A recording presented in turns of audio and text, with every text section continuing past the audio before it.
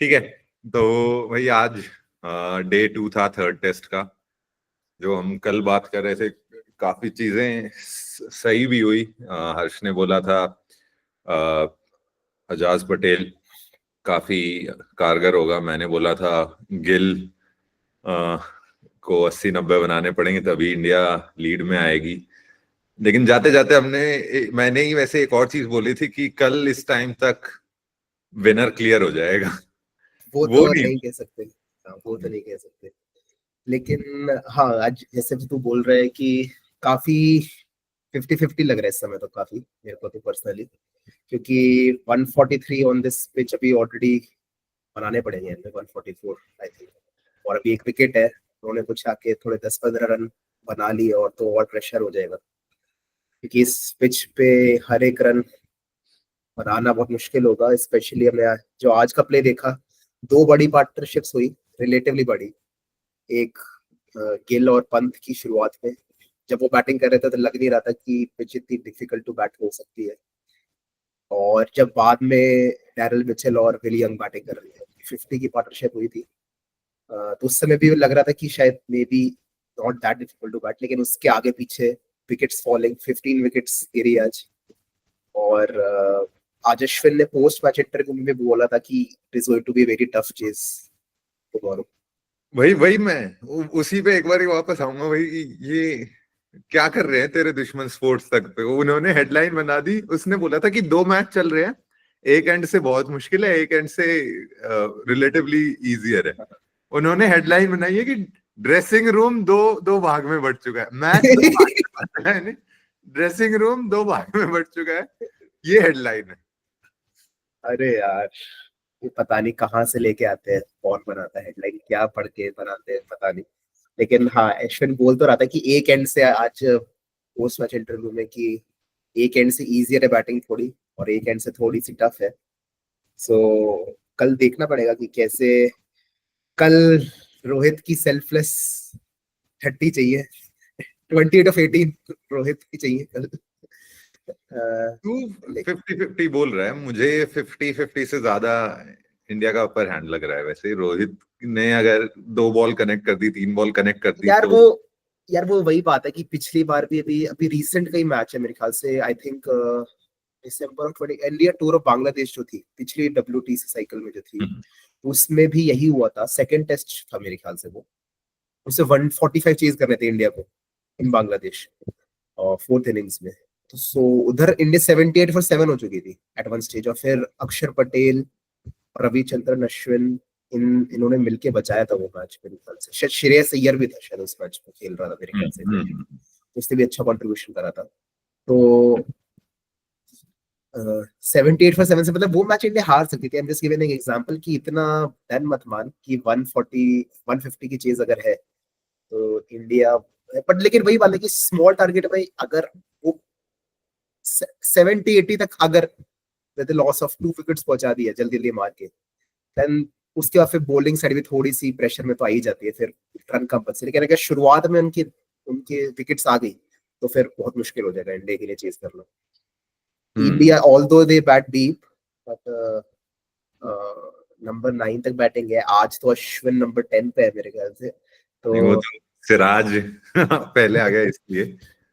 नहीं, मैंने कल प्रेडिक्शन थोड़ी सरफराज की भी करी थी कि शायद सरफराज अच्छा कर सकता है, लेकिन सरफराज आज नंबर 8 पे आया टेक्निकली, जो कि मेरे को थोड़ा सा गलत गलत लगा कि इतना down the order, like number 4 पे उसने 150 मारी थी फर्स्ट टेस्ट में, उसके बाद उसे नीचे भेजते गए हैं। पिछले मैच में वो नंबर 6 पे आया था, क्योंकि जो कि थोड़ा नेचुरल था। फिर उसकी अगली इनिंग्स में नंबर 7 पे आया था जडे, मेरे ख्याल से सुंदर प्रमोट हुआ था। आज जडेजा ऊपर आया और सिराज ऊपर था ही, तो थोड़ा सा स्टेबिलिटी देना जरूरी है बैटिंग ऑर्डर में। लेकिन may be team management was thinking of right hand left hand batting, मतलब एक साथ ये बैटिंग तो कर रहे हैं क्योंकि ये तो हम पहले भी डिस्कस कर चुके हैं कि भाई गंभीर को थोड़ा सा ज्यादा ही अट्रैक्शन है लेफ्ट हैंड राइट हैंड वो करने से। लेकिन ये भी हम उस दिन बात कर रहे थे जब गंभीर के बारे में डिस्कस कर रहे थे कि गंभीर की वजह से क्या क्या हो रहा है। कि सरफराज को स्पेशली, वही होम ग्राउंड भी है, देख ही रहा होगा तो स्टैट्स की 150 की एवरेज है उसकी, ये वो। तो हायर भेजना चाहिए था, लेकिन अगेन गंभीर को ऑब्सेशन है left hand right hand maintain करने से। उसके अलावा चल अश्विन पे ही वापस, अश्विन से ही शुरू करते हैं नीचे से। और वही एक और बात की, वही नाइट वॉचमैन आएगा तो उसे तो डिस्काउंट कर ही सकता है ऊपर नीचे भेजना, तो एक ही ऑफ था उसका प्लेस, 2 ऑफ नहीं था। हाँ सही बात है वो कि नंबर 8 तो स्टिल सिराज जैसे के बाद, लेकिन टेक्निकली नंबर 7 ही मान लो एक तरीके से, जडेजा ओवर हाँ आया था। अश्विन भी जो विकेट्स फाइनली ले लिए हैं उसने, पिछले इनिंग्स में एक भी नहीं ली थी, लेकिन मेरे हिसाब से अश्विन को खुद पता है कि बहुत स्ट्रगल कर रहा था वो। उसने जो कैच पकड़ी एक, उसके बाद सेलिब्रेशन हाँ। देख उसका, और विकेट लेके भी सेलिब्रेशंस देख, तो बहुत ज्यादा खुश तो है वो।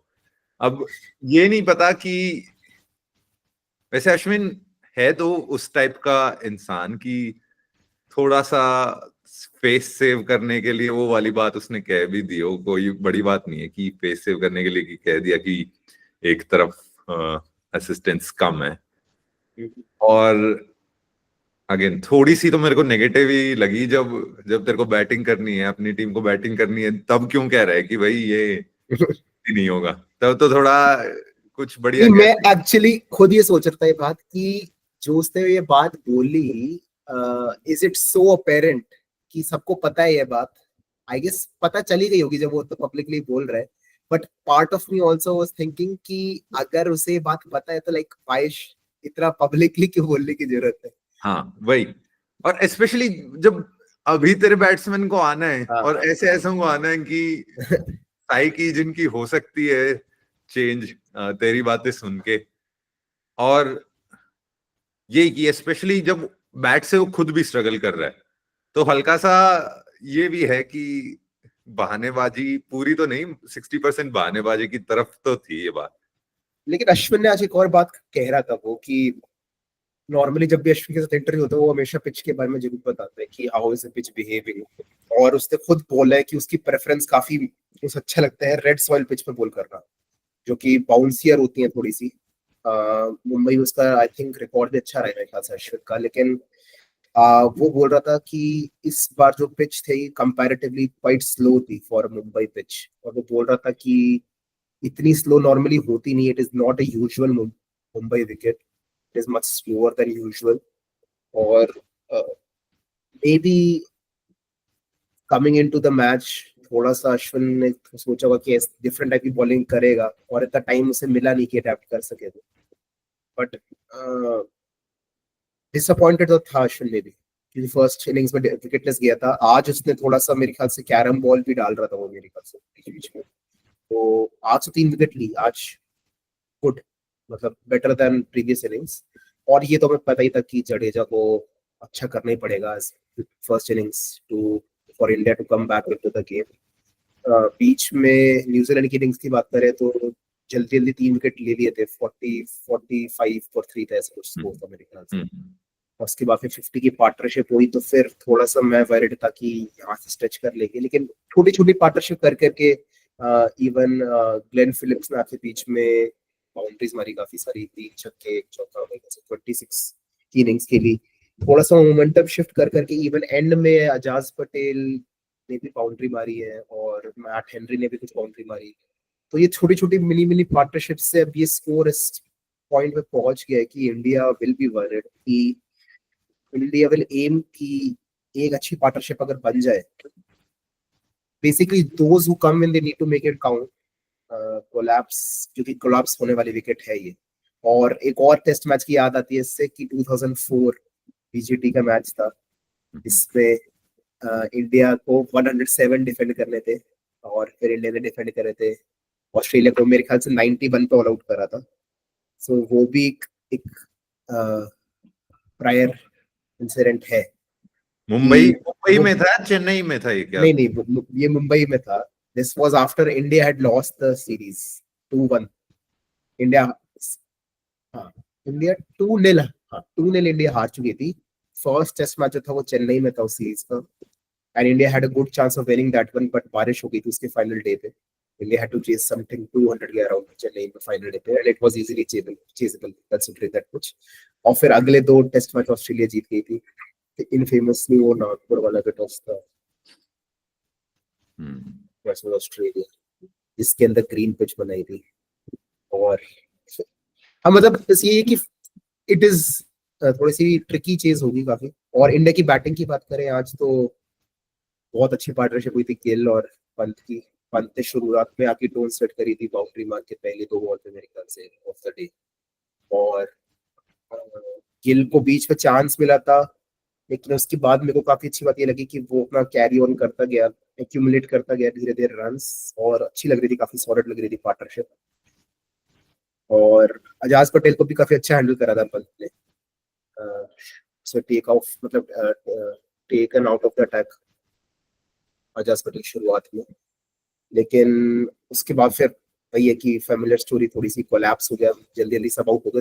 वॉशिंगटन सुंदर ने अगेन होल्ड अप करा थोड़ा सा एंड, लेकिन अगेन उसके पार्टनर्स ने साथ नहीं दिया और वो फिर से नॉट आउट रहा at the end of the innings. So बहुत बार हो चुका है ये सुंदर के साथ, हर बार यही होता है। जब भी मेरे हिसाब से अगर सुंदर नॉट आउट रहा है तो हमेशा दुख यही रहा है कि भाई इसको साथ नहीं दिया, इसका साथ नहीं दिया तुमने। कभी ये नहीं हुआ कि ठीक है ये भी जाने ही वाला था, नंबर 11 गया या सुंदर गया, चलो नंबर 11 चला गया, कोई बात नहीं। हमेशा यही लगता है कि रुक जाओ, इसको खेलने दो, इसको स्ट्राइक दे दो। और आज तो वो काफी कोशिश भी कर रहा था, उस लेसन लर्न कर लिया था उसने, दे नहीं रहा था स्ट्राइक, लेकिन बहुत ही अगली सा रन आउट हुआ आकाशदीप पे।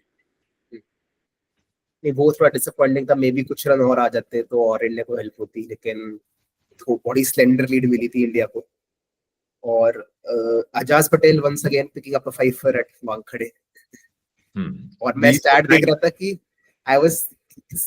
मैं फैक्ट देख रहा था कि 19 विकेट्स हो चुकी हैं, which is 1/4 of his entire test career at one ground in 3 innings. और इन 3 इनिंग्स, और अभी आखिरी 4th इनिंग्स भी है, तो होपफुली उसमें डैमेज ना करे अजाज पटेल, बिकॉज वही उनका मेन बॉलर रहने वाला, और उसको हैंडल कर लिया, then India has a very good chance. नहीं, मैं एक बार ये थोड़ा सा मतलब ज्यादा ही डीप सी बात हो गई, लेकिन कर लेते हैं टच। क्या ही हुआ कि जैसे पंत का जो डिसमिसल है, या फिर वही कल भी उसकी बात की थी पिछली इनिंग्स में जो इश सोडी का डिसमिसल है, ये ऐसे डिसमिसल कम क्यों है? सारे बैकफुट, मैं चाह रहा हूं कि थोड़े और बैकफुट पे लोग हों आउट, या खेलें कम से कम। सारे वही front foot defence through the gate या फिर एज टू स्लिप, यही बहुत ज्यादा नहीं दिख रहा है। तेरे को नहीं लगता कि एक आधे कुछ, अगर अनइवन बाउंस है तो ट्रैप्ड एट बैक फुट जो बाउंस नहीं हुई वो एलबीडब्ल्यू हो गई या बोल्ड हो गए, ऐसे ऐसे और होने चाहिए।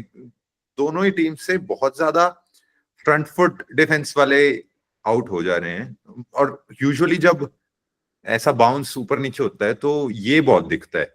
पेसर्स में और ज्यादा दिखता है, पेसर्स की जब विकेट होती है, लेकिन स्पिनर्स पे भी दिखता है कि वही सीधा खड़ा था बैट्समैन, नीचे से चली गई या फिर बाउंस ज्यादा हो गई, कीपर पे एज हो गया, ये नहीं दिख रहा है। सारे आगे डिफेंस कर रहे हैं। मिचेल ने इतनी सारी कैच ले ली, इंडिया की भी जो विकेट्स आई थी, जडेजा की भी, front foot defence through the gate या फिर स्लिप में, यही बहुत ज्यादा दिख रहा है। थोड़ी सी मतलब डीप सी तो बात हो गई है, लेकिन तू बोल इस पे क्या? नहीं मेरे ख्याल से मैं भी थोड़ा सा सरप्राइज तो इस बात पे, क्योंकि जैसा अश्विन ने बोला और मैंने पहले भी बोला कि थोड़ी सी स्लो पिच है, अगर स्लो पिच है तो people can afford to play off the back foot, but I think maybe bowlers ऐसी स्पीड में डाल रहे थे कि it was making it uncomfortable to maybe trust, कि ट्रस्ट करना इस बात को, कि बाउंस ऑफ द पिच को ट्रस्ट करना और बैकफुट पे खेलना। क्योंकि बीच बीच में कुछ ऐसे डिलीवरीज थी, आज बाइज भी बहुत सारी गए, ऋषभ पर भी स्ट्रगल कर रहा था बिहाइंड द विकेट, और ऐसी ऐसी बॉल्स थी कि जो बिल्कुल रिप करी या फिर बिल्कुल शार्प बाउंस उन्होंने लिया। सो मेरे ख्याल से जो मेरे को भी थोड़ा सरप्राइजिंग लग रहा है, but I think just back foot पे खेलने पे I think maybe the bowlers were not letting them play from there, या फिर लेकिन वही है, मेरे को तो ज्यादा यही लगा कि यूजुअली नहीं, जब उसने रन स्कोर किए वो तो फ्रंट फुट पे ही खेला था, सुंदर की बात कर रहा हूँ, तब उसने छक्के मारे चौके मारे वो तो चल फ्रंट फुट पे ही मारे, लेकिन बाकी डिलीवरीज सुंदर खेल रहा था काफी। काफी लेट पीछे पीछे, जो जिसपे शायद वो आउट हुआ है आकाशदीप, वो भी उसने बहुत ही लेट कट किया हुआ था। या थोड़ा सा ये पिच ऐसी है कि मतलब पिछली पिच भी ऐसी थी कि मतलब थोड़ा सा नाइस कॉम्बिनेशन ऑफ अटैक और डिफेंस चाहिए, कि तुम डिफेंस तो तुम्हारा टाइट हो लेकिन तुम बीच बीच में प्रेशर डालते रहो बॉलर्स के ऊपर, उनकी लाइन बदन से हटाने के लिए। सुंदर अच्छा कर रहा था वो काफी, इवन पंत भी अच्छा कर रहा था, रन बॉल बढ़िया खेल रहा था, गिल भी अच्छा लग रहा था। तो इंडियन बैट्समैन का जो पिछले टेस्ट मैच भी हम करते हैं बात, स्पिन के अगेंस्ट जब भी बात करते हैं, वो ये कि स्वीप शॉट नहीं खेलते मोस्ट इंडियन बैट्समैन। और वही ऑन द अदर हैंड जो भी बाहर से बैट्समैन आते हैं they always sweep mostly. New Zealand के बैट्समैन देख रहे थे, कोई भी इससे पहले भी जो भी बैट्समैन आते हैं बाहर से ट्राई टू स्वीप, और स्वीप इफेक्टिव शॉट रहा है काफी if you know how to play it well. और थोड़ा सा मतलब उसको मिक्स एंड मैच करते हो, यू डोंट प्रीमेडिटेट हर बॉल को कि प्रीमेडिटेट करके हम मारूंगा ही मारूंगा, लेकिन थोड़ा सा स्मार्टली खेलने वाली बात है। तो वही बात है जैसे जायसवाल भी रिवर्स स्वीप करते आउट हुआ था पहली इनिंग्स में।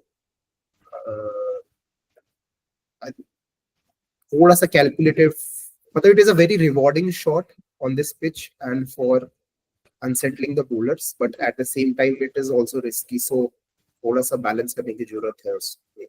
तो वो भी एक रीजन मे बी, अगर उसको थोड़ा सा पुट करना चाहे गेम में, मे बी ओवर टाइम थोड़ा सा प्रैक्टिस करे बैट्समैन तो अच्छा होगा।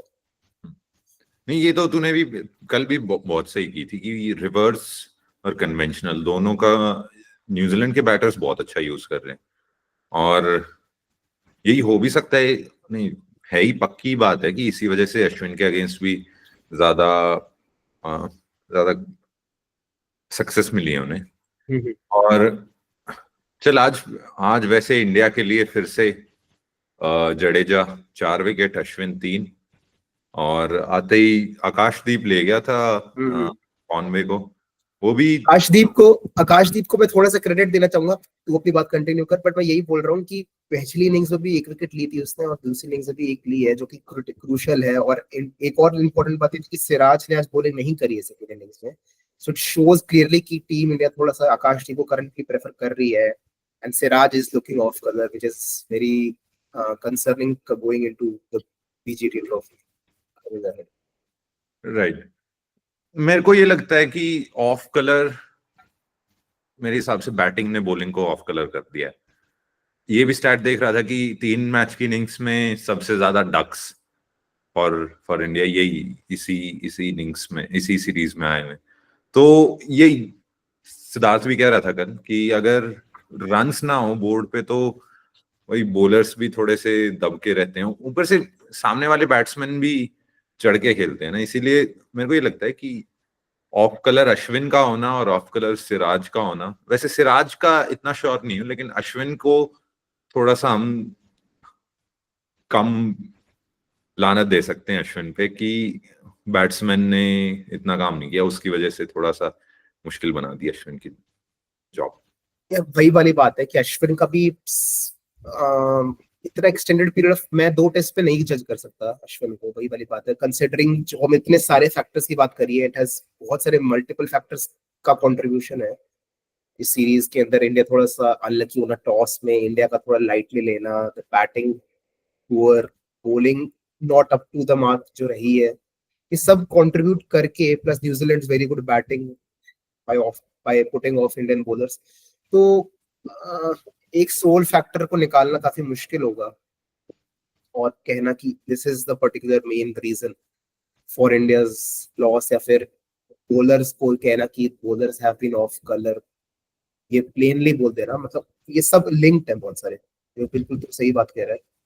और लेकिन वही है कि चल बॉलिंग में एक बार वो करूं, लेकिन स्पेशली अगर स्पिनिंग ट्रैक्स हैं तो एक्सपेक्ट करता हूं मैं तो, कम से कम और लोग भी, तू भी करता ही होगा, अगर स्पिनिंग ट्रैक्स हैं तो जडेजा और अश्विन की बैटिंग इससे बेटर होनी चाहिए थी जो पूरी सीरीज में रही है।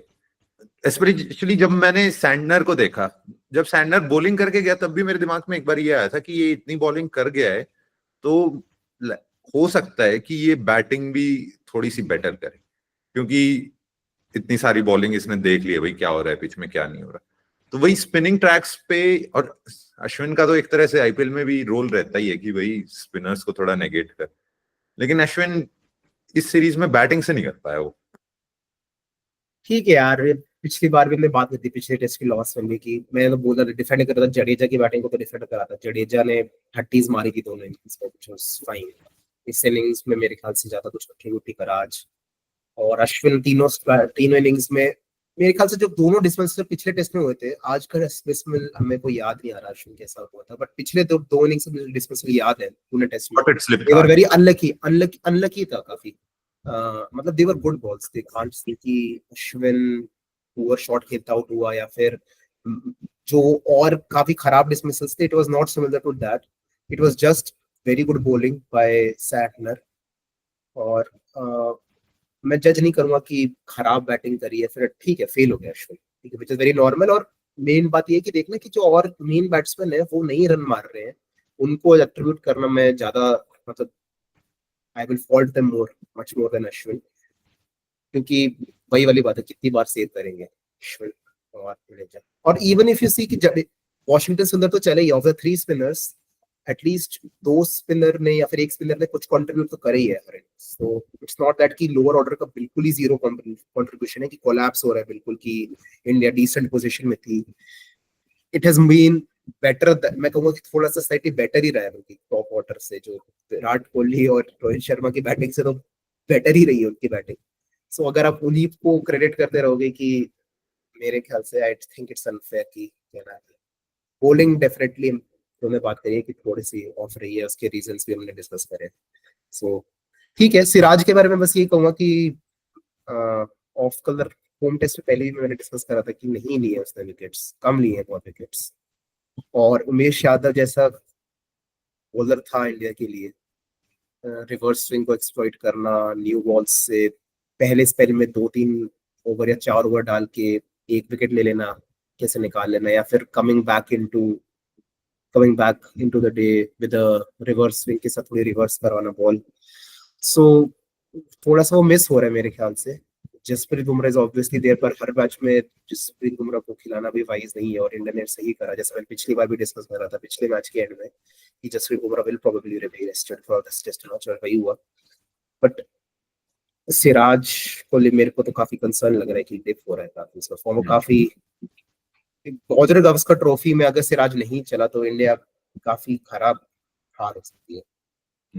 वही बीजीटी के बात कर रहे थे, तो पिछली बार उन्होंने ये भी कहा था कि सरफराज को भेज देना चाहिए इंडिया ए वाला मैच खेलने के लिए। एक और न्यूज है, इंडिया ए और इंडिया का जो मैच है वो कैंसिल हो गया। कैंसिल हो गया वो नहीं होगा। लोग ये कह रहे हैं कि वही डर रहे थे कि इंडिया ए से ना हार जाए। वो तो चल मीम ही है, कि ये तो मीम है कि इस वजह से कैंसिल हुआ, लेकिन कैंसिल हो गया। यार देखना पड़ेगा, एक सेकंड तू चल मैं सर्च देख। करता हूँ। हाँ तो क्या पता पूरा ही पूरा का पूरा मीम हो, क्योंकि मैंने मीम में देखा है, लेकिन मोस्ट लाइकली कैंसल्ड है। और हाँ क्या बात, कैंसिल्ड तो आ रहा है काफी जगह। हाँ तो कैंसल्ड है वो टेस्ट मैच जो प्रैक्टिस के लिए इंडिया को मिलने वाला इसके था। लिए रीजनिंग मैं सोच रहा हूँ कि क्या रीजनिंग है इसकी। मैं देख रहा हूँ कि गौतम गंभीर एंड रोहित शर्मा को बोल रहे हैं कि they're against for focused practice sessions to fine tune techniques against base and bounce rather than match scenarios. I don't know really what is this. मतलब प्रैक्टिस मैच के बारे में भी काफी डिस्कशन हुआ है। Australia refuse to provide India in Australian side. I think India ने request seriously request करा था तो मे बी ऑस्ट्रेलिया दे भी देती, बट ऑस्ट्रेलिया का स्टांस ये था कि हम जब आए थे तो हमको इंडिया ने कोई अपनी तरफ की कोई इंडिया की डोमेस्टिक साइड के साथ नहीं खिलाया था प्री प्रैक्टिस में हो। So India expected to do the same, और वही हो रहा है। और इससे पहले जो भी पिछले कुछ टूर्स में ऐसे ही हुआ है मेरे ख्याल से, कि इंडिया का विद इन कुछ मैच करा दिया है इंडिया की, या तो दो जो स्क्वाड है उसमें 2 टीम्स बना के मैच करा दिया है, या फिर India A versus India type का मैच करा दिया। बट थोड़ा सा कंसर्निंग लग रही है मेरे को ये बात। ठीक है भाई। प्रैक्टिस मैच और इंडिया ए का जो आज मैच हुआ था उसके अंदर भी मेरे ख्याल से इंडिया काफी जल्दी कोलैप्स कर गई थी। इसका कल तक तो काफी ठीक बना रहे थे भाई, कल तक तो सेंचुरी वेंचुरी बना रहा था साई सुदर्शन। हाँ आज हाँ, तो सेंचुरी, आज सेंचुरी मार दी उसने, 103 पे आउट हो गया वो, और पडिक्कल भी जस्ट मिस कर गया सेंचुरी, 88 पे आउट हो गया, लेकिन उसके नवदीप बाद बहुत सैनी नॉट आउट 18। तो नवदीप सैनी। हाँ, बैटिंग में तो काफी मतलब डेफिनेट इम्प्रूवमेंट हुआ है भाई नवदीप सैनी का, जो जहाँ पे पूरी टीम कोलैप्स कर रही है, नवदीप सैनी कुछ ना कुछ तो कर रहा है। ये नवदीप सैनी का तो सेट आता रहता था बहुत समय तक मेरे ख्याल से, कि हाँ, वनडे बहुत में भी हाई। उसकी, हाँ बहुत हाई एवरेज। वनडे ब्रैडमैन था ओडीआई में। हाँ आ, हाँ 92 कुछ था, उसे कुछ 7 रन बनाए थे, लेकिन उससे पहले आउट हो गया था वो। तो हाँ, ये भी स्टैट था नवदीप सैनी का, लेकिन नीतीश रेड्डी दोनों इनिंग्स में नहीं चला पाया था बैट से, बाय द वे। पहली इनिंग्स में उसने मेरे ख्याल से 0 मारे, और दूसरी इनिंग्स में 17 मारे, सो 18, हाँ 17 मारे, सो आई डोंट थिंक ज्यादा एक्सपेक्ट करके चलना चाहिए। Australia A 139 for 3 and need 86 more to win. Result matter नहीं करता बट ज्यादा यहाँ पे, बट यही है कि नीतीश रेड्डी 0 विकेट्स ही है इस इनिंग्स में भी उसकी, और पिछली इनिंग्स में भी उसकी 1 विकेट थी, सो आई जस्ट बैकअप की तरह लेके जा रहे हैं, इमरजेंसी मेजर की तरह लेके जा रहे हैं, can't expect much. Score card देखते देखते मुझे ये भी दिख गया एक, कैमरन बैंक्रफ्ट भी बहुत दिनों बाद नाम सुना, ये भी चलो खेल रहा है। ये तो मैं डिस्कस कर ही रहे थे कि कंसिडरिंग दिस फैक्ट कि Steve Smith is now going to come down the order, हो गया इधर से, सो और Cameron Green is going to be missing, उसका ऑपरेशन होने वाला है, so he will be out for some time. तो वही फेमिलियर दो नाम आ जाते हैं उनके, कैमरन बैनक्रॉफ्ट और मार्कस हैरिस, दोनों के डिसेंट सीजन ही चल रहे हैं, वही दोनों नाम जैसे कोई मेरे ख्याल से सिलेक्ट होगा, बिकॉज देयर वाज सीजन। इसके अलावा एक नाम और है उनका, सैम करके कुछ नाम है उसका, तो नाम याद नहीं आ बस रहा है मुझे। यही होगा कॉन्स्टास जो दूसरा ओपनर हाँ है। सैम कॉन्स्टस वो 20 ईयर ओल्ड है, और उसकी अच्छी स्टार्ट रही है मेरे ख्याल से, but he is very inexperienced, तो कुछ कुछ ऑस्ट्रेलिया के बोल रहे हैं कि भाई डाल दो, खिला लो, but I personally don't think Australia will go that way. Marcus Harris या कैमरन बैनक्रॉफ्ट थोड़ी सी कोई खिलाएंगे जो उनका एक्सपीरियंस्ड प्लेयर्स है। भाई ये 20 साल भी नहीं, जस्ट टर्न 19 ईयर ओल्ड है ये। ठीक है, इसे तो मोस्ट लाइकली नहीं खिलाएंगे। इंडिया ने खिलाया था पिछली बार ऐसे ही एक प्रोडिजी मान के, वो पता नहीं कहाँ गुम हो गया। नहीं, पर पृथ्वी शॉ की इससे पहले डेब्यू हो चुकी थी, और उससे सेंचुरी मारी हुई है डेब्यू, 2019 की बात है मेरे ख्याल से, वेस्ट इंडीज। सो इस समय तो चल Prithvi Shaw was rated quite highly also, लेकिन सैम कॉन्स्टस का ब्रेटली मैंने सुना था, ब्रेटली काफी वॉइस कर रहा था, बट उसमें ब्रेटली इतना साउंड क्रिकेट ओपिनियन देता भी है वैसे। ठीक है। ठीक है, तो चल अपने वापस टेस्ट मैच पे ही आ जाते हैं जो इंडिया न्यूजीलैंड का है। कल का बता दे क्या लग रहा है। हाँ, मेरे को लग रहा है कि इंडिया का टारगेट 150 ही होगा, मेरे ख्याल से 150 से जस्ट लेस, 150 मान लो, कुछ कुछ रन बना भी दिए तो 150 के अराउंड चेज करने। I am favouring India will chase it down 5 या 6 विकेट्स डाउन, एंड कौन अच्छा खेलेगा। आई एम फेवरिंग जायसवाल को थोड़ा सा अच्छा स्टार्ट देना पड़ेगा इंडिया को, जैसे पिछली इनिंग्स में उसने, पिछली टेस्ट की सेकंड इनिंग्स में बहुत अच्छी इनिंग्स खेली थी, वैसी इवन 30 रन, कुछ कोई एक्सप्लोसिव 30 मार दे तो काफी ईज होगा प्रेशर, टॉप 3 में से कोई भी मारा जाके। रोहित विराट से तो मेरे को नहीं है उम्मीद ज्यादा।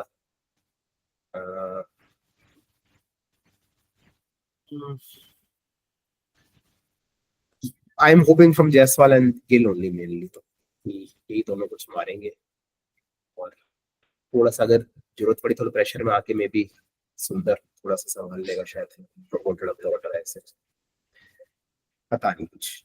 प्रेडिक्शन यही है मेरी कि India will just win the match, chasing 150 by 4 या 5 विकेट्स, विन बाय 4 या 5 विकेट्स। ठीक है, मैं वही सोच तो मैं भी ऐसा रहा हूँ, लेकिन मैं कोई थोड़ी सी अच्छी बोल्ड प्रेडिक्शन दूंगा। फर्स्ट फर्स्ट बॉल विकेट कल सुबह, एक ही बॉल के लिए खेलने आएंगे ये दोनों, और इंडिया को दिक्कत हो जाएगी चेस करते हुए। सुंदर और जडेजा। जब मैंने तेरी बात सुनी गिल और जायसवाल, मेरे को लग रहा था गिल और जायसवाल कहूं कि ये दोनों जिता देंगे, लेकिन हो सकता है एक कोलैप्स हो जाए तो सुंदर और जडेजा जिता देंगे इंडिया। मतलब वो दोनों रहेंगे क्रीज पे जब जीतती है। डिसेंट प्रेडिक्शन है, तो भी वेरी प्रोबेबल। पर ठीक है, देखना पड़ेगा कल। ट्रिकी, थोड़ा जल्दी जल्दी मारना पड़ेगा, बट अगेन रैश नहीं होना पड़ेगा। मारने की तो मैं भी काफी उसमें हूँ कि मारना ही पड़ेगा, क्योंकि न्यूजीलैंड के भी जो लोअर और ऑर्डर बैट्समैन हैं, दो दो बाउंड्री उनने भी लगा दी, क्योंकि और काफी मुश्किल टाइम पे लगा दी, क्योंकि जडेजा जब काफी काफी वेनेमस हुआ था। एक बात कर सकते हैं कि जडेजा को काफी देर तक बॉलिंग दी नहीं रोहित ने। एक ओवर करा के शायद 15-17 ओवर हो गए थे इनिंग्स में, जडेजा को लेके नहीं आया था। और जडेजा जो एक ओवर किया आया था उसमें भी एक दो बॉल उसने करा दी थी काफी अच्छी। तो ठीक है भाई, पता नहीं क्या सोच रहा था, नहीं लाया तो नहीं लाया। उनके टॉप, हाँ मेरे ख्याल से शायद लेफ्टीज खेलते थे उस समय, नहीं विल यंग था यहाँ क्रीज पे मेरे ख्याल से, क्योंकि कॉनवे तो बहुत जल्दी आउट हो गया था। हाँ हम्म, so, ठीक है, आई डोंट नो क्या इशू था, क्यों नहीं लेके आए, बट ठीक है भाई, दैट हैज कल बीन द देखते हैं। सीरीज, क्या? That has been the captaincy बीच बीच में। हाँ।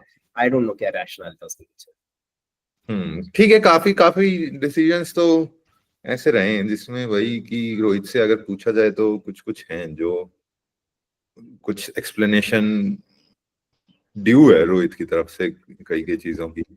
एक जैसे सरफराज का बैटिंग ऑर्डर, कुछ कुछ फील्ड प्लेसमेंट्स, पूरी टीम की अप्रोच, यही 2-3 बार डिस्कस कर चुके हैं हम ये कि। लेकिन रोहित का जवाब सुनना चाहता हूँ मैं इन चीजों पे। और सब तो ठीक है, या गंभीर का? वैसे गंभीर गंभीर का जवाब नहीं सुनना, गंभीर मेरे को।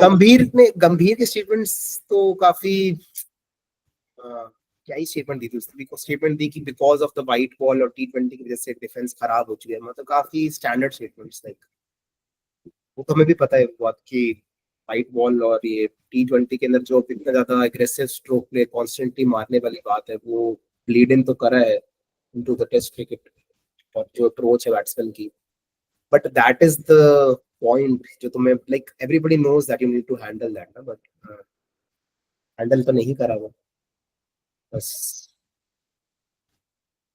वो काफी हिंट करा था गंभीर इस बात में कि मे बी गोइंग डाउन है, down the line we can have separate teams for white and red ball, थोड़ा सा। नहीं, वो आई तो डोंट नो। टी20 और टेस्ट की तो मैं कर ही रहा था, तुझसे बात हो गई है। मेरे को जैसे जैसे अभी 2-3 साल पहले तक रोहित और कोहली टी20 खेलते थे ना, ओनली व्हेन मैन नीडेड, नहीं तो ऐसे आते नहीं थे। जब बुलाओ कि हाँ भाई अब खेल लो, बड़ा टूर्नामेंट आ रहा है वगैरह वगैरह, तभी खेलते थे, नहीं तो नहीं खेलते थे। ऐसा ही होने वाला है बुमराह, बुमराह के साथ और कोई तो है नहीं टेस्ट में। गिल, गिल गिल तो वैसे ही मेरे को अब कम सेलेक्टेड होता दिख रहा है, क्योंकि ओपन करेंगे तो वही टी20 में तो जायसवाल अभिषेक शर्मा ही करेंगे अब। नहीं लेकिन मैं कह रहा हूँ कि गिल वही टाइप का बैट्समैन है ना कि he will want to be in the side, मतलब so he will be pushing कि मैं टी20 अपना करूं, अच्छा तो सिलेक्ट कर ले। Jaiswal is another player I would say. हाँ, जायसवाल खेलेगा, जायसवाल रेगुलरली खेलेगा, लेकिन बुमराह नहीं खेलेगा, क्योंकि जायसवाल फिर ओडीआई में उतना रेगुलर नहीं होगा जब तक रोहित है, कम से कम तब तक तो। तब ओडीआई में तो गिल और रोहित की स्पॉट पक्की है, तो काफी सेपरेशन होगा। बुमराह का ही ऐसा होगा कि बुमराह ओडीआई टेस्ट खेलेगा और टी20 तब खेलेगा जब बड़ा टूर्नामेंट आ रहा होगा, या फिर बस कोई या फिर नहीं है इसमें, बड़ा टूर्नामेंट आ रहा होगा तभी खेलेगा, या फिर बीच बीच में एक आधी काफी दिन हो जाएंगे, या फिर वैसे रेस्ट मिल गया होगा तो कम बैक के लिए कि हो गया एक सवा महीने का रेस्ट। मेरे ख्याल से नहीं खेलेगा वो, बस कि बिफोर जस्ट किसी इंडिया का जैसे एशिया कप हो जाएगा before the T20 world cup, उसमें खेल लिया थोड़ा सा, get into the groove. I don't think Bumrah को खिलाने की जरूरत है टी20 में, वैसे भी पॉइंटलेस गेम्स ही होता है, तो नो मतलब कोई जरूरत है नहीं ऐसी। तो वो हिंट कर रहा था, वो सही कह रहा था, 3 फॉर्मेट प्लेयर अब कोई रह नहीं जाएगा। सिराज है, सिराज अब टेस्ट से ड्रॉप होता दिख जाएगा तो अपने आप ही नहीं रहेगा। नहीं पर मेरा पॉइंट ये कि स्टिल टी20 तो ये सभी खेलेंगे, टेस्ट साइड में जो भी होगा वो तो आईपीएल तो खेल ही रहा होगा डेफिनेटली। आईपीएल से ही आ रहे हैं सब के सब। तो batting approach I don't think उसका पॉइंट इतना ज्यादा मेक सेंस करता है। मतलब वो ये बोल रहे थे कि we need to look for red ball specialist. So red ball specialist India कितना देख रहा है, कितना बैक कर रहा है, क्योंकि इंडिया जो भी लेके आ रहा है वो मोस्ट आईपीएल के थ्रू ही लेके आ रहा है। ऐसा नहीं हो रहा है कि रेड बॉल के अंदर जो अच्छा करा था उसको प्रमोट करा। सरफराज खान को लेके आए, बट सरफराज खान इस थोड़ा सा डिफरेंट।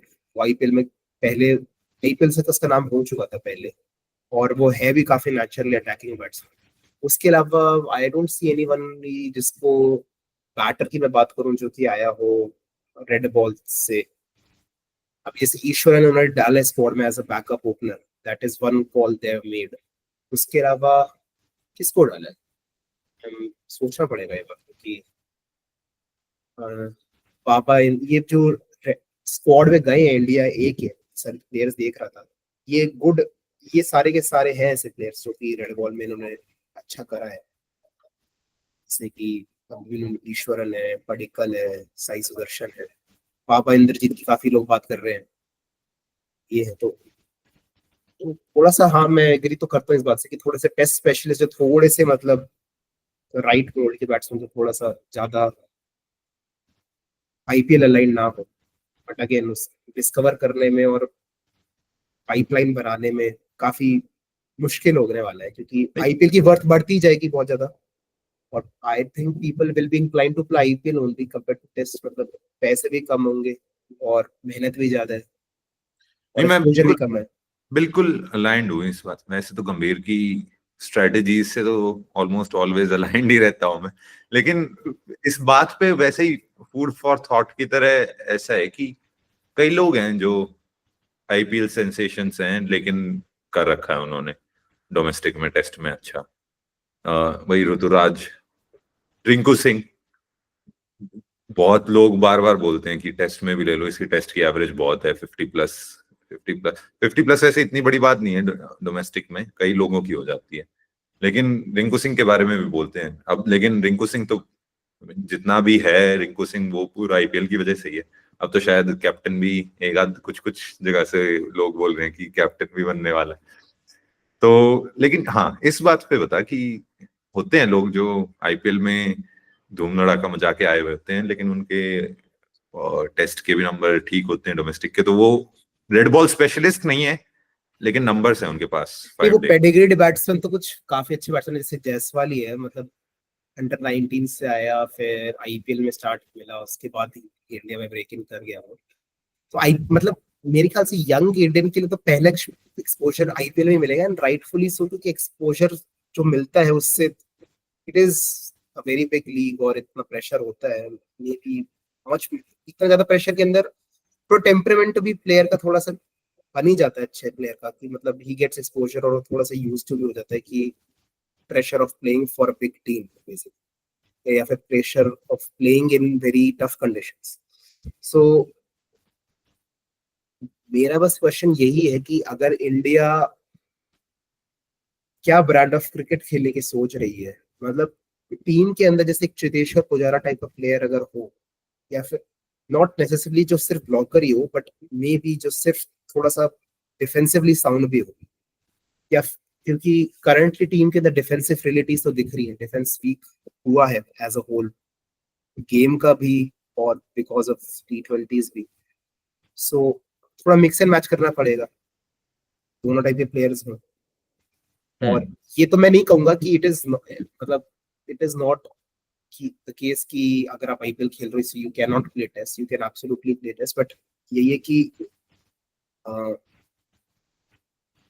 अगर एक दो प्लेयर हो ऐसे जो कि वी नो कि they are going to be, they are very good red ball players for a long time, तो उनको भी चांस दे सकती है इंडिया, बिकॉज मेरे ख्याल से उन ऐसे प्लेयर्स की शॉर्टेज होने वाली है। नहीं, ये सही बात बोली। तेरी बात से मेरे को भी थोड़ा सा लगा कि टीम में जो भी, अगर मान ले कि अच्छे टेस्ट प्लेयर्स हैं भी, तो वो भी थोड़े अटैकिंग माइंडसेट के ही हैं। प्रवृत्ति उनकी यही है कि अगर ज्यादा देर दबा दिया तो ये घुमाने लग जाएंगे, नहीं तो एक दो शॉट तो पक्का घुमा देंगे। अगर उनको 10 डॉट बॉल खिला दी तो अटैक करेंगे ही करेंगे कोई भी। और बहुत सारे लोग ऐसे ही हैं, पंत, सरफराज, जायसवाल, सभी यही हैं। और कुछ कुछ हद तक मुझे गिल भी वैसा ही लगता है कि अगर उसको तुम रोक लो थोड़ी देर तो गिल भी, चलो इन तीनों से स्ट्राइक रेट में स्लो रहता है यूजुअली, लेकिन गिल भी ऐसा ही है कि उसको भी एस्केप शॉट जल्दी चाह जाता है। लेकिन हाँ, तो इस इस बात को सोचें तो उसके बाद ऐसा लगता है कि कोई टेस्ट स्पेशलिस्ट हो जिसकी साइकी थोड़ी ऐसी हो कि अब मैं मैराथन ब्लॉकिंग करूंगा, डाल सकते हैं, क्योंकि टीम का बैलेंस उस तरफ ज्यादा। और रोहित शर्मा तो है ही, तो रोहित शर्मा, इवन विराट कोहली भी उसी तरफ मानेगा तू। अगर अगर तू रेट करेगा किस तरफ लीन कर रहा है कोई, तो विराट भी, सभी उसी तरफ लीन कर रहे हैं, ऐसा कोई है नहीं। मतलब मैं ये नहीं कह रहा हूँ कि डिफेंसिवली मतलब तुम 30 का स्ट्राइक रेट रखो। मैं चितेश्वर पुजारा का नाम इसलिए दे रहा हूँ because to play long innings थोड़ा सा, क्योंकि मेरे को लग रहा है कि आजकल जैसे पिच भी बन रही है, या तो जैसा माइंडसेट हो चुका बैट्समैन का, या तो वो पिचेस भी अब आजकल ऐसे बनने लगी हैं कि they know, the curators know कि 5 दिन तक एक्सटेंड करना बहुत मुश्किल है इस टेस्ट मैच को, 4 दिन में ही खत्म हो जाता है। तो पिच भी ऐसी बनाते हैं कि जो डे 2 या डे 3 को डिसइंटीग्रेट कर रही है, ब्रेक डाउन कर रही है,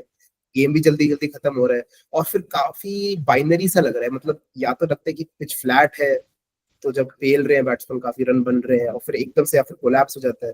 मतलब मेरा ये कहना है कि एक गुड 300 या 350 टाइप की, there is no good, but 300 350 type के जो तरीके से मैचेस होते हैं वो थोड़ा सा कम हो रहा है एक तरीके से। या तो बैट्समैन बहुत रन इजीली मार पा रहे हैं, या फिर उनको कोलैप्स कर रहे हैं, ऐसा लग रहा है मेरे को।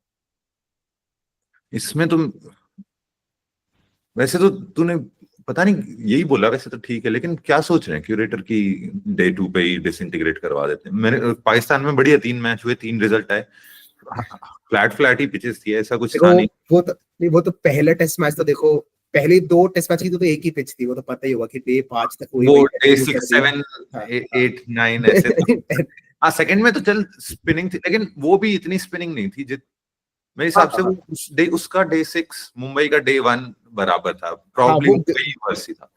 हाँ उस पर रन बने हैं मेरे ख्याल से, 300 रन मारे हैं, तो 300 बन जा रहे हैं, then that is definitely a good wicket एक तरीके से।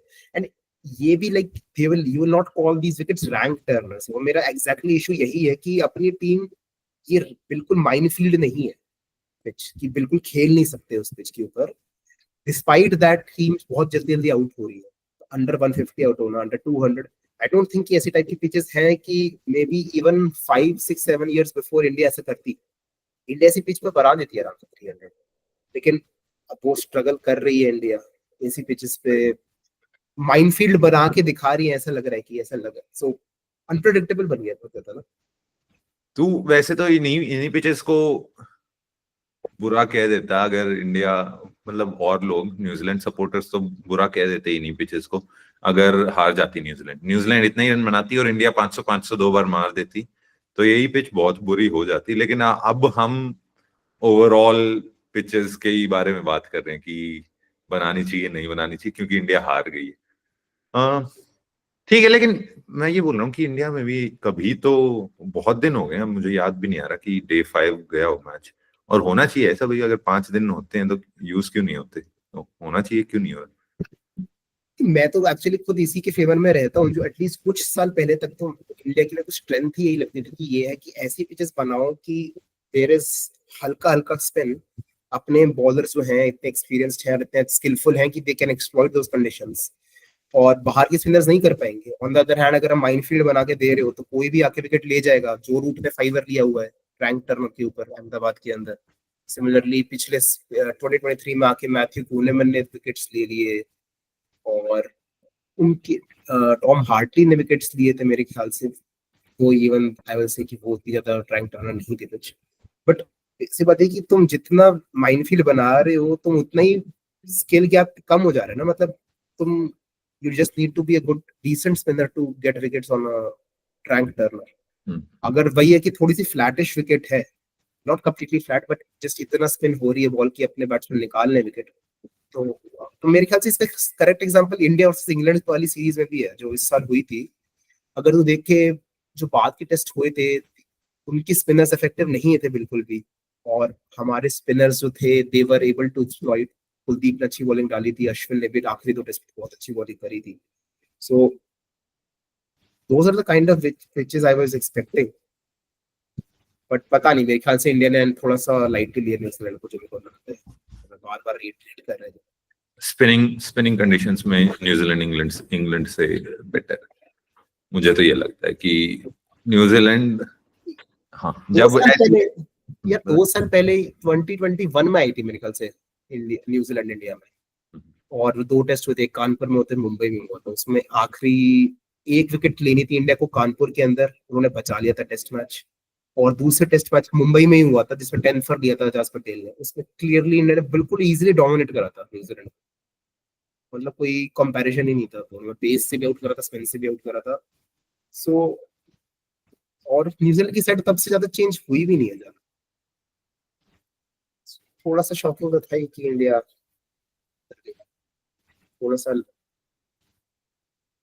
बैटिंग ही है भाई। मैं तो, तू ये कह रहा था कि बहुत रीजन है, मेरे को तो जितनी बातें करते जा रहे हैं मेरे को और बैटिंग ही एक वो लगती जा रही है कि इनको बेटर डिफेंस होना चाहिए था इनका स्पिन के अगेंस्ट। एक ही अगर एक रीजन देना है तो यही है। बचने के और रीजन थे, बाकी रीजन ये थे बचने के कि भाई लोअर ऑर्डर और ज्यादा बैटिंग कर जाता तो बच जाते तुम, लेकिन मेन रीजन तो यही है वो तो बस second line of defence, third line of defence वो सब है, तो मेन तो यही होना चाहिए, इसको ठीक कर लो तो हो ही जाएगा सब ठीक। ठीक है, कल थोड़ा सा और शायद में भी डिस्कस करेंगे कल। हाँ करते हैं रैप अप आज इसे, नहीं बहुत है। चल ठीक है, चल बाय बाय। तो